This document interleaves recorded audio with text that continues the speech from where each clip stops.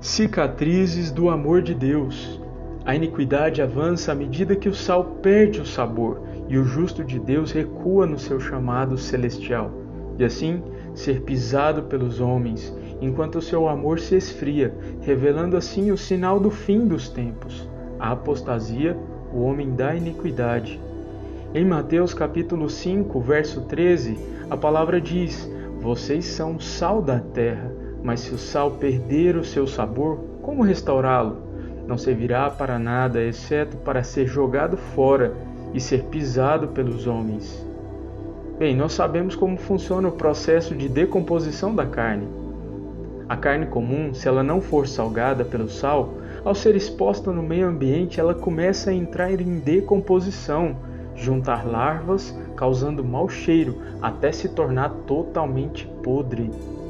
Olha só, em Mateus 24, no verso 12 e 13, diz: "E por se multiplicar a iniquidade, o amor de muitos esfriará, mas aquele que perseverar até o fim, esse será salvo." A palavra de Deus diz que nós somos o sal da terra, pois em nós foi plantado o Evangelho do Senhor Jesus Cristo, que foi enviado em nome do próprio Deus e Pai. Mas afinal, o que é o Evangelho? O Evangelho é Jesus Cristo, o Verbo de Deus, revelado, se fazendo carne, vivendo entre os homens, com sua maravilhosa luz, graça, misericórdia e amor, entregando-se no madeiro para ser morto, levando sobre si o pecado da humanidade. E isso inclui eu e você. Ele é um homem santo e perfeito, o Cordeiro de Deus, derramando sangue inocente, e o clamor do seu sangue diz até os dias de hoje: "Pai, perdoa-lhes, pois não sabem o que fazem."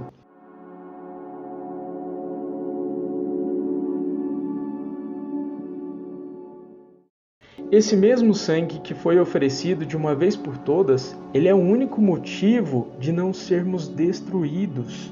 Esse mesmo Jesus que morreu amando, ressuscitou em glória, e ao terceiro dia ele foi exaltado por Deus, à direita do trono da majestade, pelo que recebeu um nome que está acima de todo nome, pelo qual, ao som do nome de Jesus, se dobre todo o joelho no céu, na terra e debaixo da terra.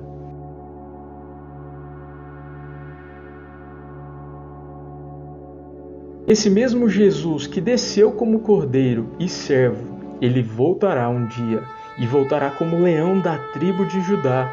O seu nome é Rei dos Reis e Senhor dos Senhores, e os exércitos celestiais dos céus o acompanharão, e ele virá para buscar os seus eleitos que o aguardam. Mateus 24, do 29 ao 31. Naquele dia, ele separará suas ovelhas dos bodes, ele separará joio do trigo, peixes bons de peixes maus. Naquele dia ele ateará fogo à madeira, palha e feno, e serão queimados na sua presença. A obra de cada um será provada pelo fogo, conforme está escrito em Mateus 25, 32 ao 34. Esse é o Evangelho de Jesus Cristo. Por causa desse Evangelho, homens morreram, homens que a terra não era digna deles. Eles foram executados, torturados, perseguidos, difamados, entregues para serem devorados por leões. Eles levaram no seu corpo as cicatrizes do martírio, assim como o seu Senhor, o Cristo Jesus, o fez no seu próprio corpo, como está escrito em Hebreus 11:38. Mas então, como eu posso saber se sou ovelha, se sou bode, se estarei com Jesus naquele dia? Quero lhes deixar aqui algumas diferenças entre ovelhas e bodes. Primeiro, ovelhas reconhecem a voz do bom pastor e a obedecem.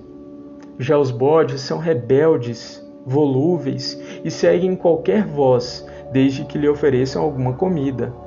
Já a ovelha, ela é submissa e fiel, e não reconhece ou obedece à voz de estranhos, ao contrário dos bodes. Ovelhas, elas são dóceis, humildes e estão prontas para aprender e serem disciplinadas. conforme você pode ler em Mateus 25, do 32 ao 34. E todas as nações serão reunidas diante dele, e apartará uns dos outros, como o pastor aparta dos bodes as ovelhas. E porá as ovelhas à sua direita, mas os bodes à esquerda. Então ele dirá, o rei, aos que estiverem à sua direita: Vinde, benditos de meu Pai, possuí por herança o reino que vos está preparado desde a fundação do mundo. Essa é a verdade da palavra de Deus para aqueles que estão esperando o Senhor como ovelhas, mas os bodes serão lançados fora da presença de Deus. Gostaria de lhes contar então uma história para que você pudesse entender melhor.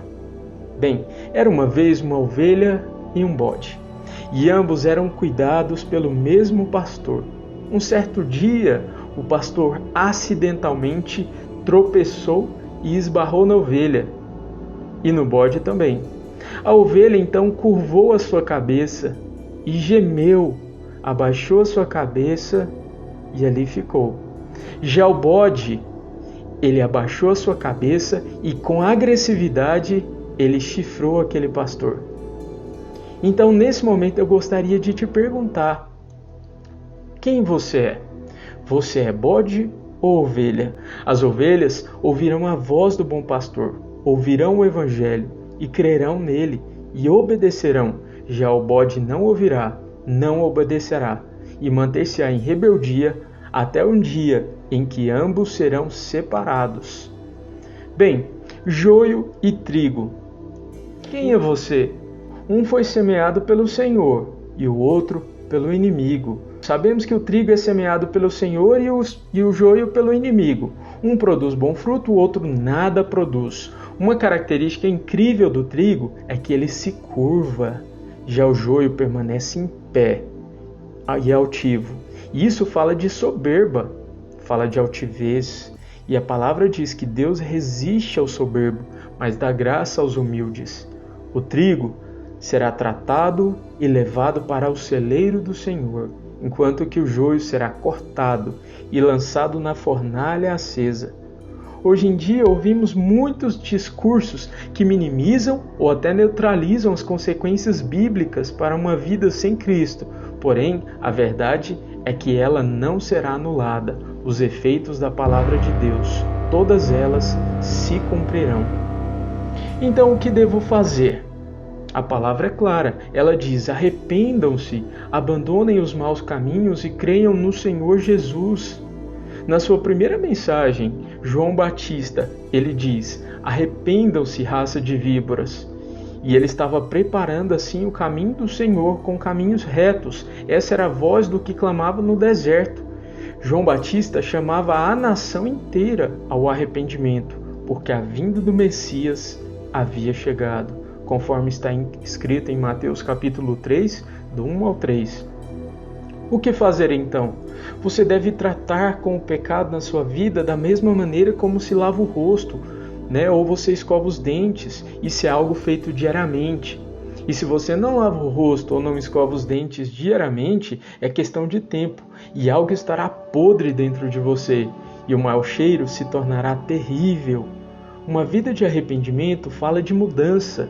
Começa com a confissão, onde nós abrimos e rasgamos o nosso coração diante de Deus e contamos tudo o que temos feito. Não escondemos nada, somos transparentes, deixamos que a luz do Senhor entre em nossos corações e tudo vem à tona. Nossa vida pecaminosa, e assim lhe pedimos perdão, clamamos por sua misericórdia, nós confessamos o nome do Senhor Jesus e o recebemos em nossos corações. Deixamos que a sua luz, a luz do Espírito de Deus, nos guie e nos ilumine a cada dia e nos leve a uma nova vida na presença de Deus, e isso diariamente. Quando Jesus iniciou seu ministério, a sua primeira mensagem era: arrependam-se, raça de víboras. Jesus também chamava a nação de Israel ao arrependimento. E o mesmo convite é feito para mim e para você. Arrependam-se dos seus pecados, confessem diante de Deus, deixe o Senhor tratar com você lá no mais profundo do seu ser. lá naquele lugar onde ninguém vê, só você e Deus. Às vezes o preço da obediência pode ser caro e muitas vezes doloroso, mas pode ter certeza que o preço da desobediência é muito maior e tem consequências catastróficas e eternas. Quando Jesus chamava a nação ao arrependimento, também falava porque está perto o reino dos céus, e quando o Senhor te convida para se arrepender, Ele está completamente disposto a te perdoar. E no final de tudo, ou você é bode ou é ovelha, ou você é joio ou trigo. A escolha é sua hoje, o convite está sendo feito de graça e você pode receber essa oportunidade e colocar em prática. Deus abençoe. Até a próxima.